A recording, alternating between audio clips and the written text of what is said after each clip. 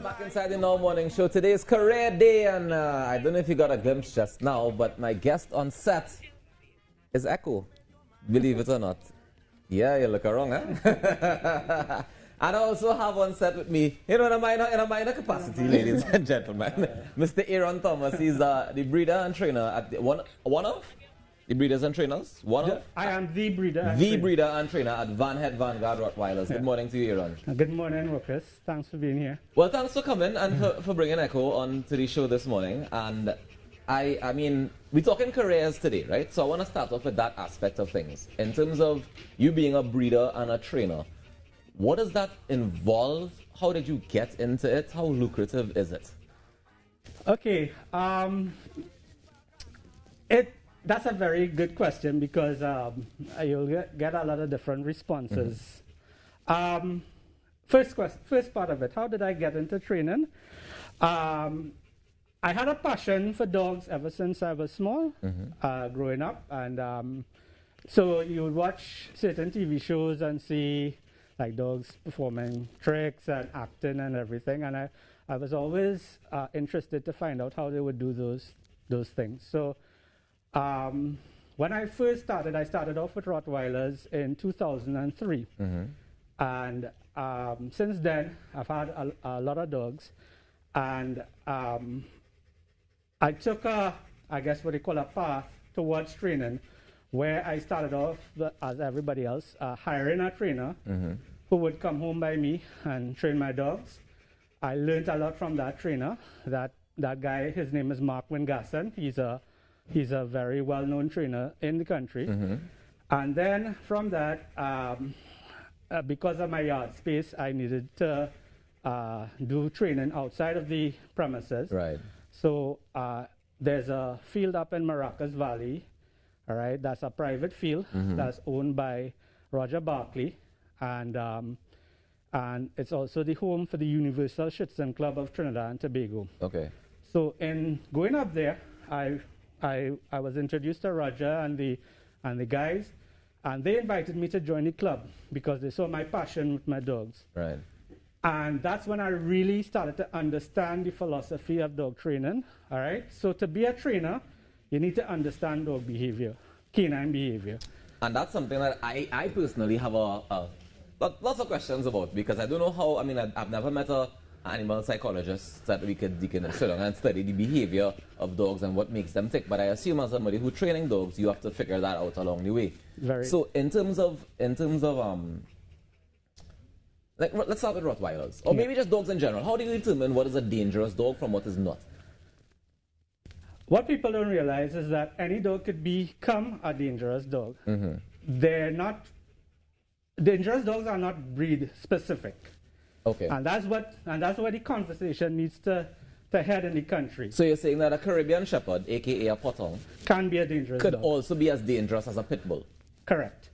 Interesting. Right. Tell me more. Go ahead. All right.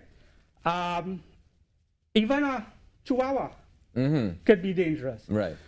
The thing is, the damage that a Chihuahua could do versus a pit bull or a Rottweiler is different. Yeah. But what makes the dog dangerous? What essentially makes the dog dangerous is that the dog could bite and so damage. By that definition, all dogs dangerous. Once they can eat food, they're dangerous. They have teeth. Yeah. All right. So then, so how you're training this dangerous animal that have teeth? We have teeth too, and some of we just bite. Yeah. Well, the thing about it is that you have to respect nature and you have to respect dogs. Okay. So since you know that, you need to know what makes a dog tick. Right. Okay. And there are certain essential stuff with a canine especially that makes them tick. All right. They have different drives like prey drive, hunt drive, defensive drives, and there's a whole sort of prey, hunt, defense. Yeah, that's just three. Yeah. I named off the bat, right? But there are other drives that a dog would have. But it all started with the wolf. Right. Okay? Because they came from the wolf. And these natural instincts develop with the dog or the wolf or canines in general because of a need to survive. All right? Right. So it's a survival instinct in the dog. So Okay. as a trainer, that's the first thing you need to understand. And then from there, you need to understand that these drives are not the same with every dog. Right. One dog may have a higher prey drive and a lower defensive drive. One dog may have a higher defensive drive and a lower prey drive, right? So, I mean, we can, I mean, obviously every dog is unique, just like every human is unique, right? And you have to figure out each dog along the way. But, I mean, over the course of time, we've seen several situations where dogs would attack, whether it be their owners, whether it would be somebody else in the house, sometimes a young child. What do you think would cause something like that to happen? Is it one of these drives going out of order, out of whack, or? Not necessarily out of whack. And each incident of a dog bite case, you need to look specifically at what may have triggered or caused it. Okay, a drive would have been part of the action from the dog. Right. Something triggered the dog into doing that. Okay, for example, I'll go back to the first case that we had in January. All right, it seemed that dog had a case of food possession, where he was very possessive of his food, possessive. Right. He's a possessive type of dog, right? And if he's a possessive type of dog, even though you're the owner, if from young you haven't broken that out of him, or had somebody with experience to teach you how to manipulate that drive, all right, so that he wouldn't become that way, all right, that saves a lot of things. So it all comes down to responsible ownership at the end of the day, and people understanding the dogs that they have, the breeds that they have, and what they can or cannot do. So in order to prevent these attacks that appear random to us, basically we just need to have properly trained dogs. Correct. So if you want to have dogs, especially of a particular size and type and make, then you should have them trained professionally and properly. Correct. And for me, right, anybody coming to me for a puppy, that's one of the things I tell them. I said, for me to be able to sell you this puppy, you have to do training. Right. Yeah. That's part of the and you can only be trained properly from puppy. From a puppy, yes, correct. All right. I have one more question before we start to show off what Echo could do, right? In terms of after an attack, we always hear, that they kill the dog or something to that effect. Is it possible after a dog attacks a human to fix that drive or that problem that would have gone wrong? Another very good question. After a dog attacks, a dog needs to be assessed. Just like, let's look at humans. Right. All right? So you're saying dogs and humans are very similar? In certain aspects. That's why did it say man is dog? And that's why dogs are man's best friend. Right? Because the relationship is so close. Okay. All right? Not that we're the same, because we're different species, but a lot of the behaviors in dogs and man are very similar. Dog is and we're both trainable. Yes, and we're both social creatures. Right. We both like Trinis, we like to lime and party. Dogs are generally very social, pack animals. They like to be in a pack. Right. You get back to the, so you assess them. Right. So back to that. So what will have to happen is that after a dog, depending on the incident, dog mauls, kills, whatever, that dog needs to be assessed by a person who has the knowledge of dog behavior, all right, or canine behavior, or canine training, to see if that dog may have a chance of doing it again. All right? So how do you stop the attack mid-attack then? How do you get the dog off of this person if they're mauling somebody? The man laugh, yes? How because all these questions are very, very interesting questions. Because these are what people want to know. Like if a dog comes in to attack me, and let me say a dog hold on to my foot, in my head, the only way to get that dog off is to kill it. I am not a dog person. Not necessarily. But you see, that's what I'm saying. In my head, so I want you to help me. How else do we do that? All right. Okay, so I would advise people, all right, if in the case of a dog attack, the first thing that you could try to do is to try to hit the dog between the front legs. Okay, on the chest. Right? Oxygen, if you could cut off the oxygen supply from the dog will release. That's just natural. All right? So that's one way you can look at it. All right. So it doesn't necessarily have to shoot or kill the dog to get the dog off. And if you can't access their chest?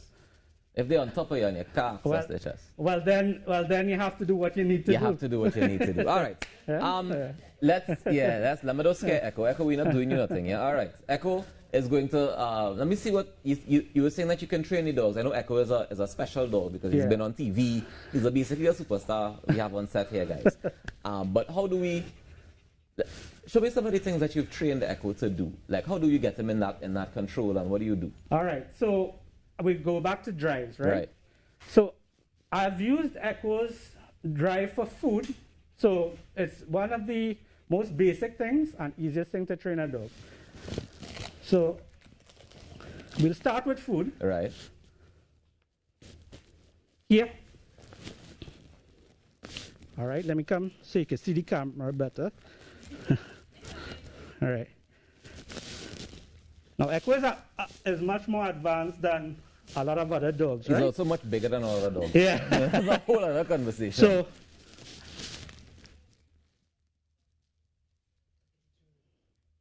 are you playing guess which hand? no. Oh. He has to, he knows that what he has to do is look at me in order to get the food. Ah. So it's a focus exercise that I'm doing. Okay. So he's staring at me, waiting for me to give the okay. Nice. For him to get the food. Sit. Okay. Okay. Say. Okay. Let me do say that, no? Next thing he comes to try. No. Right? So food is one way. Right. All right? Food is in a lower drive. The dog is, and you're going to see it with That's them. basic. Yeah. And it's because sits. All right. Plats. Good. So with food, you could control the dog a lot better. Mm-hmm. All right. Then, if you want speed and accuracy, you use the dog's prey drive. Okay. Okay. And it also depends on how high the dog is in that drive. So with Echo, I have a ball here that he loves. Right? Notice, you can observe and see how alert he gets. Yeah, from the time you dip in that pocket, he just raise up one time. He know what that pocket have in it. Yeah, so this is how crisp he gets with it. Here.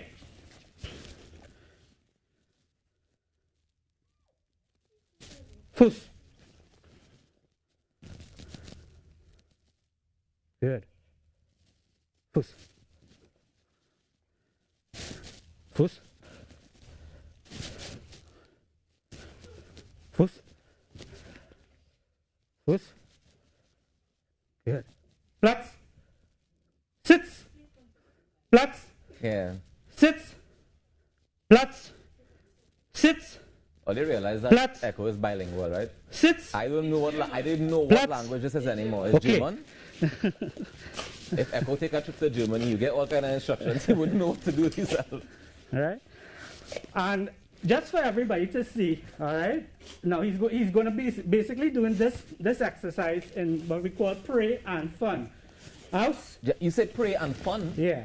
Those two things are very different, sir. Not necessarily. Not for the dog. Flats. And this is, I think that's part of the problem, is that we can't tell the difference between when a dog is having fun and when a dog is about to eat you. Like, we really can't tell the difference. How do we tell the difference? How do we separate that fun and prey? You're saying that you're using them together. Yes, but for me to go into that, how long? We don't have enough time. We don't have enough time. I'm sure we don't have enough time. Because I'll have to do a lot of explanation. I'll have to go back into the dog psychology to be able to explain. Right. Right. But just common sense will tell you. You could tell. You could watch a dog and tell when he's having fun. You could watch a dog and tell when he's having fun compared to. Let me see one more trick from Echo. Where right. So, hold on. Hey, sir, he just, that was your mic. Echo, have some decorum, please. Try your best, Echo. And you go take it down again. It's coming down again. Yeah, it's coming down again. All right. So, Echo, what we gonna do? I want you to do the one from come back and by the TTT sign. Yeah. So when we were offset before we started, that's fine. You can just leave it off at this point. When we were offset before, you did something where you had him go to somebody else who was not you. Yeah. Right? I wanted to show people how you were able to do that. But Ayenka. We'll use Ayenka. Okay. Because, you know. Flats. Flats. All right. So now I give Ayenka the reward. So Echo. And hold on. So she has the ball now. All right. And he's still staying there. It doesn't matter if you have it or not. Right. Because he's trained. He's trained to do that. Yeah. All right, go ahead. Okay, Ayenka. You can walk to do the recall. Wait. 9. Echo. Echo. Echo's not listening. Echo. 9. All right. You have the ball. You're in charge. Yeah. So what am I telling Echo to do now? Put him in a down. Which is? Plats. Plats. What is this? Plats. Plats. Yeah. That's not a dot. Plats. Okay. Foos. Foos. Take your left, put the ball in your left hand. All right. Say foos. Foos. All right. And? So it's just who had the ball in control? Tell them But this plats. dog is a sellout. I thought this was Plats. your dog. Plats. Go ahead. Okay, now this is the one, Ayenka. This is the one. This is the one to the break, Ayenka. You ready for it? No, face him, huh? Face him. Yeah. And what do you say? I don't know. It's German. No, it's the one, the Yeah. echo. Echo. Echo. Hey. That is performance. Good boy. That is You go on. You performance. didn't And care it's about gone. me.